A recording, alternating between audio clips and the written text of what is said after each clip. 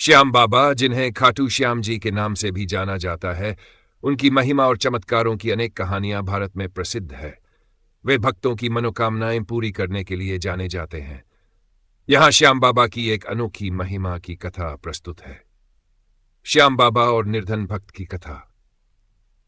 एक बार एक निर्धन किसान, जिसका नाम मोहन था, जीवन की परेशानियों से अत्यधिक दुखी हो गया। उसकी फसल लगातार बर्बाद हो रही थी और उसके पास परिवार का पेट भरने के लिए भी पर्याप्त धन नहीं था। वह रोज रात को अपने दुखों से लड़ता और भगवान से प्रार्थना करता कि उसकी सहायता की जाए। एक दिन गांव के एक साधु ने उसे सलाह दी कि वह खाटू श्याम जी के दर्शन के लिए आए और सच्चे मन से प्रार्थना करे।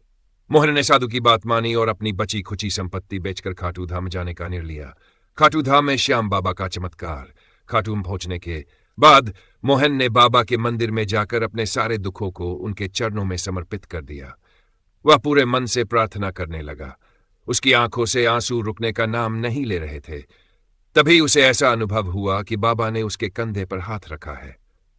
उस रात जब मोहन मंदिर प्रांगण में सो रहा था, उसे स्वप्न में श्याम बाबा ने दर्शन दिए और कहा, तू अपने गांव लौट जा, तेरे दुखों का अंत होगा और तेरी फसल खूब लहलहाएगी। आश्चर्यजनक बदलाव। अगले दिन मोहन जब अपने गांव पहुंचा तो उसने देखा कि उसकी जमीन पर हरियाली छाई हुई है। कुछ ही दिनों में उसके लिए इतनी अच्छी हुई कि वह गांव का सबब से समृद्ध किसान बन गया। यह देखकर गांव लोग भी श्याम बाबा की महिमा पर विश्वास करने लगे और सभी ने खाटू धाम जाकर बाबा का आशीर्वाद प्राप्त किया। सार श्याम बाबा की महिमा यह सिखाती है कि सच्चे मन और पूर्ण विश्वास प्रार्थना करने से कोई भी समस्या बड़ी नहीं रहती। उनके चरणों में समर्पण करने से भक्त की हर मनोकामना पूर्ण होती है। यह कहानी श्याम बाबा